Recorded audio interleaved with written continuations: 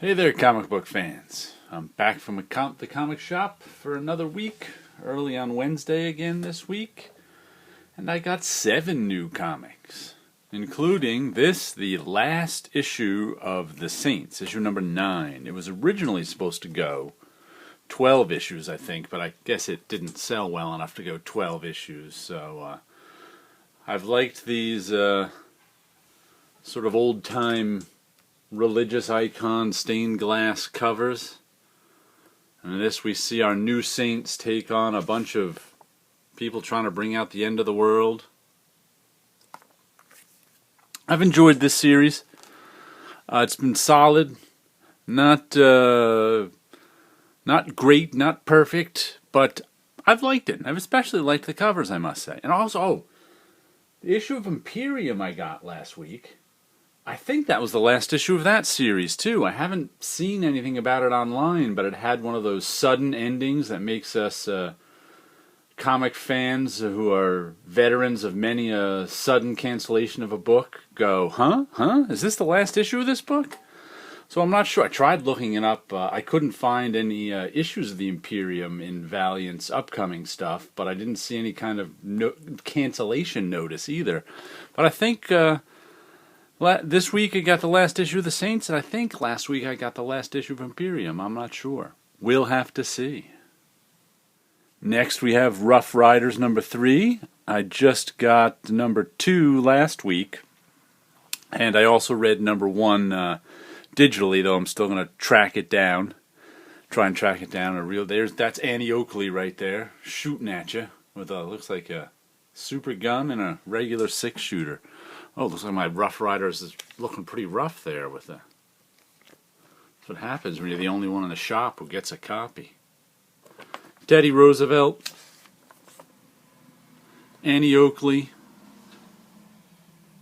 Jack Johnson, all getting together like the League of Extraordinary Gentlemen, and fighting. I think they're going down to investigate the blowing up of the Maine, which started the Spanish-American War, or something like that. They spent the first 2 issues getting things together, so now they're finally off and on their way. We'll see how this issue turns out. Next, we have Savage Dragon 214. Eric Larson bringing us the further adventures of Malcolm Dragon. I think he just got married, he just had a baby, and found out he had 2 more babies. That's part of the story. That he had them in a very weird way. Now I guess here he is fighting the good fight. He's joined the Chicago police like his dad did at the very beginning of the series. And he's helping the Chicago PD fight superpowered crime when it shows up. That kind of looks like the Purple Hulk, doesn't it, with long eyebrows. But anyway, Savage Dragon, always good. I'm sure I'll enjoy it. Next up, Stray Bullets, Sunshine and Roses, number 15. Last issue they threw a twist at us and gave us a story about a sort of secondary character in the book. Don't want to give away too much because 2 issues ago, what's his name? Spanish John? Oh man, I can't remember. Kind of found out about their plot and foiled it, our 2 main characters. And last issue we had one of the side characters, the small kid, get into a lot of trouble with a gun. So I can't wait to see what they have for us this issue. Oh, what is his name? Spanish something. Crap. I really should learn. Oh man, it annoys me sometimes when I can't remember things. It may have been. It's. Oh well. Anyway, Stray Bullets, Sunshine and Roses, issue number 15. Every issue of Stray Bullets is good, so pick any of them up. And then, of course, we've got The Walking Dead, issue number 155, Tip of the Spear. Wow, that is a lot of issues of The Walking Dead. Looks like we have our characters who have been training army-wise to take on the Whisperers, even though Rick was just kind of training them to give them training. He really doesn't want to start any kind of war. There they are with their military weapons out in the woods. They're either training or looking for the Whisperers.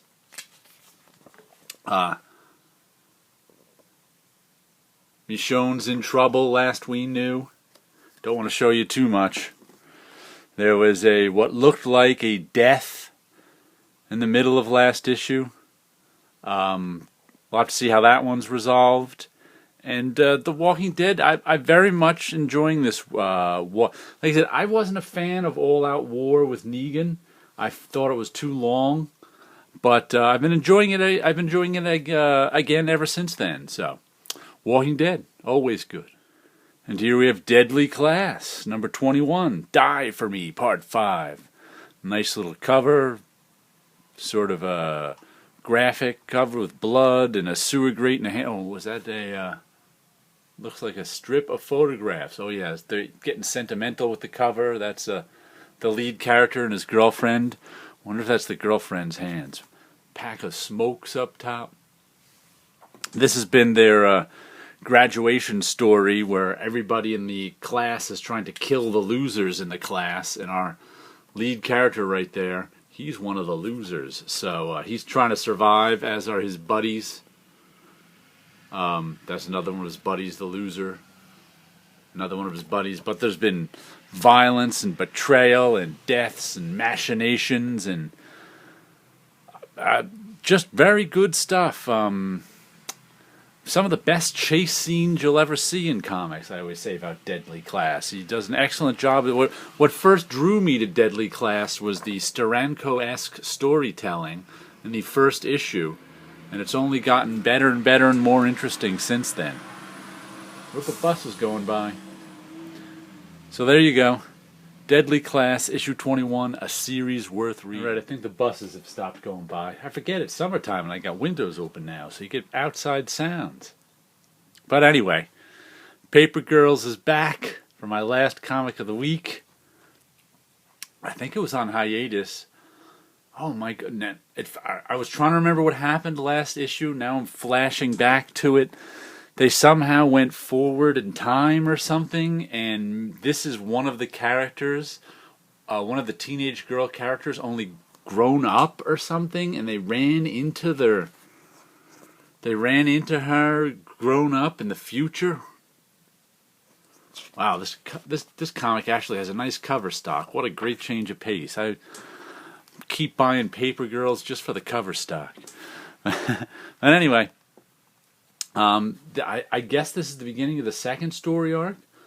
The first story arc ended a little chaotically, where you really didn't get any answers to anything. And like I said, I think this is one of the characters in the future, and she didn't recognize any of her past friends. So I don't know what that means when we get. I was going to say we suddenly get time travel, but I think there was some time travel at the very beginning. I remember one of the characters had an Apple Watch or something in the wherever they are, early 80s, which was out of place. So we'll see where the time travel aspect of this story takes us in Paper Girls. And finally, we'll give you a little look at my background artwork.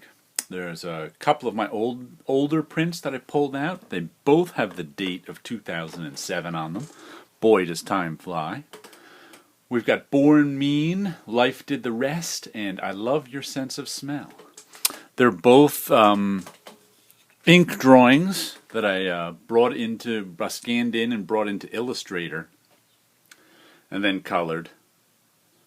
Matter of fact, I think this is the cat's. I use a different version of this cat's head as my Twitter icon. Well, this is something that I enjoy doing, making prints, integrating type and images, and this is one of my earliest marked women type drawings, where you get tons of marks and a decorated body, layers, some gears. I usually have these tucked away in a portfolio book, but it's nice to pull them out every now and then and look at them. So you guys all have a good week out there.